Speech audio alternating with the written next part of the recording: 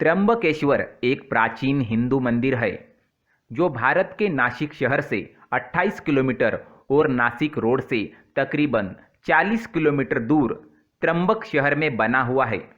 यह मंदिर भगवान शिव के उन 12 ज्योतिर्लिंगों में से एक है जिन्हें भारत में सबसे पवित्र और वास्तविक माना जाता है।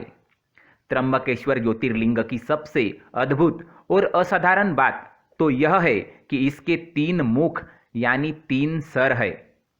एक भगवान ब्रह्मा, एक भगवान विष्णु और एक भगवान रुद्र।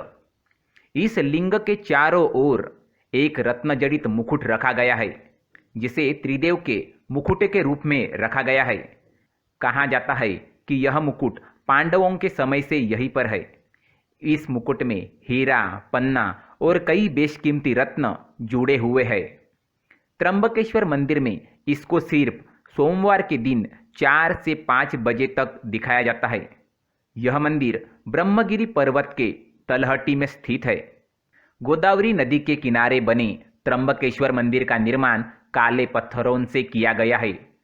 इस मंदिर की वास्तुकला बहुत ही अद्भुत और अनोखी है।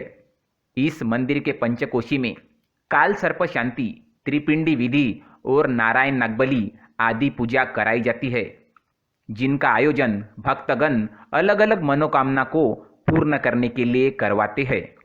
इस प्राचीन मंदिर का पुनर्निर्माण तीसरे पेशवा बाला साहेब अर्थात नाना साहेब पेशवा ने करवाया था। इस मंदिर का जीर्णोद्धार सन 1755 में शुरू हुआ था, जिस काम का अंत बाद 1786 में संपन्न हुआ। तथ्यों के मुताबिक इस भव्य प्राचीन मंदिर के निर्माण कार्य में लगभग 16 लाख रुपए खर्च किए गए थे, जिसे उस समय काफी बड़ी रकम माना जाता था।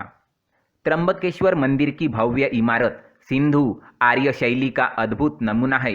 इस मंदिर के भीतर एक गर्भगृह है, जिसमें प्रवेश करने के पश्चात शिवलिंग की सिर्फ आंख ही दिखाई देती है, लिंग नहीं। यदि ध्यान से देखा जाए तो आगे के भीतर 1 इंच के 3 लिंग दिखाई देते हैं। इन तीनों लिंगों को त्रिदेव यानी ब्रह्मा, विष्णु, महेश का अवतार माना जाता है। प्रातःकाल में होने वाले पूजा के बाद इस पर पंचमुखी मुकुट चढ़ा दिया जाता है। त्र्यंबकेश्वर मंदिर परिसर में कुंड है कुशावर्त, जो गोदावरी नदी का स्रोत है। कहा जाता है कि ब्रह्मगिरी पर्वत से गोदावरी बार बार लुप्त हो जाया करती थी। गोदावरी के पलायन को रोकने के लिए गौतम ऋषि ने एक कुशा की मदद लेकर गोदावरी को बंधन में बांध दिया था। उसके बाद से ही इस कुंड में हमेशा पानी रहता है। इस कुंड को कुशावर्त तीर्थ के नाम से जाना जाता है। कुंभ स्नान के समय शैव अखाड़े इसी कुंड में शाही स्नान करते हैं। शिव पुराण के अनुसार ब्रह्मगिरी पर्वत के चोटी तक पहुंचने के लिए 700 सीढ़ियां बनाई गई है। इन सीढ़ियों पर चढ़ने के उपरांत राम कुंड और लक्ष्मण कुंड मिलते हैं और शिखर के ऊपर पहुंचने पर गोमुख से निकलती हुई भगवती गोदावरी के दर्शन प्राप्त होते हैं। चलिए अब हम आपको त्र्यंबकेश्वर ज्योतिर्लिंग से जुड़ी हुई पौराणिक कथा के बारे में बताते हैं कि आखिर भगवान शिव त्र्यंबकेश्वर ज्योतिर्लिंग के रूप में यहाँ उत्पन्न क्यों हुए। पुराणों के अनुसार एक बार महर्षि गौतम के तपोवन में रहने वाले ब्राह्मण की पत्नियां किसी बात पर गौतम ऋषि की पत्नी अहिल्या से नाराज हो जाती है। उन सभी पत्नियों ने अपने पति को गौतम ऋषि का अपमान करने के लिए प्रेरित किया। उन ब्राह्मणों ने इसके लिए भगवान गणेश की आराधना की। उनकी आराधना से प्रसन्न होकर गणेश जी ने उनसे वर मांगने को कहा। उन ब्राह्मणों ने कहा, प्रभु किसी प्रकार गौतम ऋषि को इस आश्रम से बाहर निकाल दीजिए। गणेश जी को विवश होकर उनकी बात माननी पड़ी। तब गणेश जी ने एक दुर्बल गाय का रूप धर के ऋषि गौतम के खेत में जाकर फसल खाने लगे। गाय को फसल खाते देख ऋषि गौतम ने हाथ में डंडा लेकर उस गाय को वहां से भगाने लगे। उनके डंडे का स्पर्श होते ही गाय वहीं गिरकर मर गई। उस समय सारे ब्राह्मण एकत्रित होकर गो हत्यारे कहकर ऋषि गौतम का अपमान करने लगे। ऐसी विषम परिस्थिति को देखकर ऋषि गौतम उन ब्राह्मणों से प्रायश्चित और उद्धार का उपाय पूछा। तब उन्होंने कहा, गौतम, तुम अपने पाप को सर्वत्र बताते हुए 3 बार पृथ्वी की परिक्रमा करो, फिर लौटकर यहाँ 1 महीने तक व्रत करो। इसके बाद ब्रह्मगिरि की 101 बार परिक्रमा करो, तभी तुम्हारी शुद्धि होगी। अथवा यहाँ गंगा जी को लाकर उनके जल से स्नान करके 1 करोड़ पार्थिव शिवलिंग से भगवान शिव जी की आराधना करो। इसके बाद फिर से गंगा जी में स्नान करके इस ब्रह्मगिरि के 11 बार परिक्रमा करो। फिर 100 घरों के पवित्र जल से पार्थिव शिवलिंग को स्नान कराने से तुम्हारा उद्धार होगा।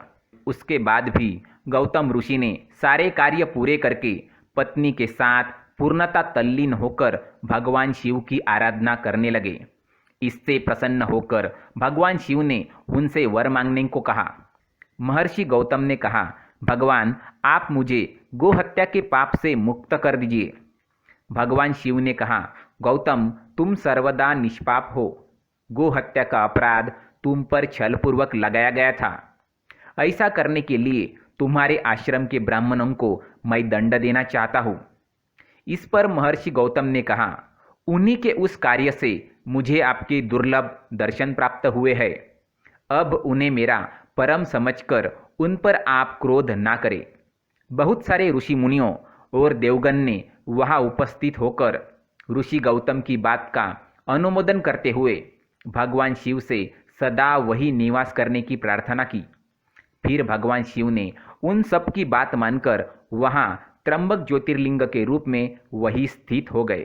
त्र्यंबकेश्वर मंदिर में जब भगवान शिव की शाही सवारी निकाली जाती है तो वह दृश्य देखने लायक होता है।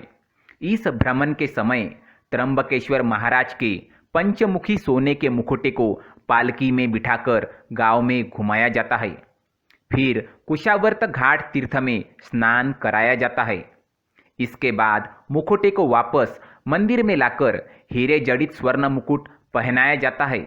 यह पूरा दृश्य त्र्यंबक महाराज के राज्य अभिषेक जैसा महसूस होता है। इस यात्रा को देखना बेहद अलौकिक अनुभव है। शिवरात्रि और सावन सोमवार के दिन त्र्यंबकेश्वर मंदिर में भक्तों का तांता लगा रहता है। यहाँ आने वाले भक्त सुबह के समय स्नान करके अपने आराध्य के दर्शन करते हैं और जिसके दर्शन मात्र से ही मनुष्य जीवन की सार्थकता महसूस होती है। ओम नमः शिवाय। ओम नमः शिवाय। ओम नमः शिवाय।